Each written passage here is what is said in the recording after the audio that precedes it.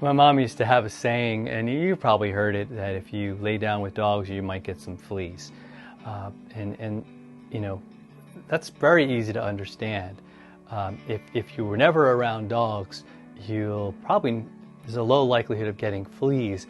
But if you are like playing around with them, you know, they're jumping all over you, right? And they have a bunch of fleas, you're probably going to get some fleas. Now, we're going to talk about something that's far worse than getting fleas, and maybe every bit as annoying, and that is lust, that is sin, and what are we supposed to do about it? Jesus died for it. That's the place to start, right? That's the mindset. He defeated those things. He went to forgive those things. The price has been paid for them.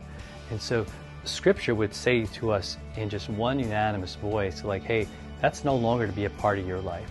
That's no longer who you are.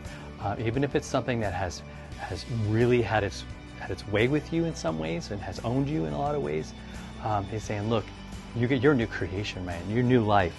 We need to look at all of those things that God says. So we're going to be in 2 Timothy today, 2nd chapter, 22nd verse. A lot of twos in there today. So 2 Timothy 2:22. Kind of easy to remember that way.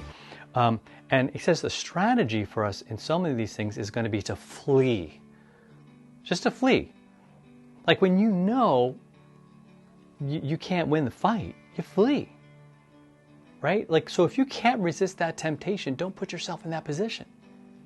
And so many of us know, like when we've done this for the 100th, 200th, 300th, 400th time, like we're pretty much an expert as to how it happens. And it's just so crazy. Like, it's crazy that we go, well, gee, I just keep failing. It just keeps happening.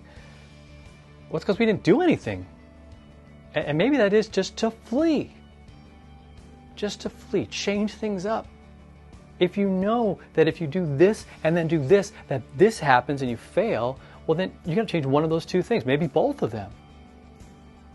Alcoholics don't go to bars. Right? They're just not going to go to where there's going to be a wine tasting. They're just not going to do it. Right? I hear someone who's recovering from heroin addiction and almost died is probably not going to go into a crack house and go, hey, I can hang out with these people. In fact, I can come this close to smoking that or taking that heroin and I can hold the needle and I can. No. You avoid that. You get out of there. You flee that situation. And that's not being weak, that's being real.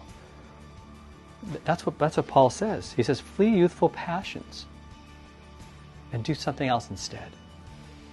So instead of pursuing those things, instead of realize the danger, realize how deadly those things are, and instead pursue, what does he say? Righteousness, faith, love, and peace, along with those who call on the Lord from a pure heart. So it's saying, surround yourself and listen to and be encouraged by the people who are pure in heart, who believe in Jesus, who have been washed in that blood of the Lamb, who love Him and know who He is and know what it's all about. And they're calling on Him, like they're trusting in Him too. They're in the battle too. They're in the battle too.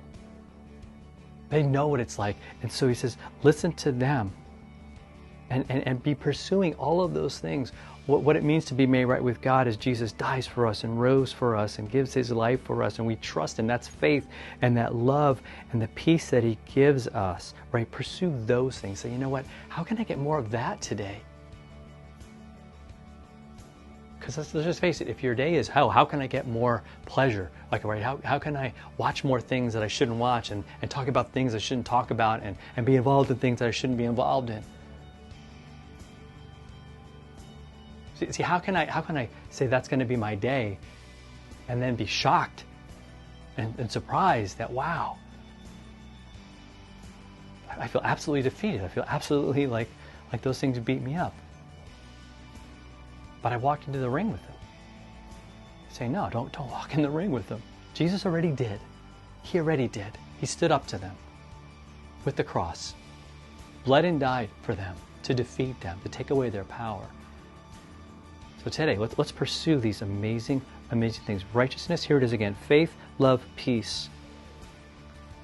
Again, along with those who love Jesus, who have a pure heart that's been made pure by Him.